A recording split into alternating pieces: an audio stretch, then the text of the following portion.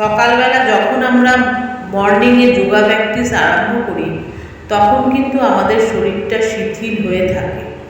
সেই শরীরকে আস্তে আস্তে সবল করতে হলে আমাদের কিন্তু প্রথমেই কঠিন আসনের দিকে গেলে হবে না। ধীরে ধীরে আমাদের শরীরকে ফ্লেক্সিবল করে সোজা আসনের মাধ্যমে তারপরে আমরা কঠিন আসনের দিকে যাব। যোগাটা কিন্তু ধীরে ধীরে অভ্যাস করতে হয়। খুব তাড়াতাড়ি যদি ভাবি আমরা এর ফলাফল পাবো সেটা কিন্তু সম্ভব নয়। কিন্তু যে কোনো রোগ নির্মূল করতে যোগাভ্যাস জুড়ি মেলা ভার।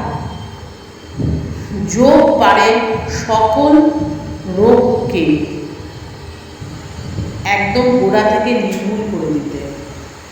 তাই যোগাভ্যাস প্রতিদিন প্রত্যেকটি মানুষের করা উচিত, তবে সঠিক পদ্ধতিতে এবং সঠিক প্রশিক্ষণের মাধ্যমে কিন্তু আমরা যোগাভ্যাস করব।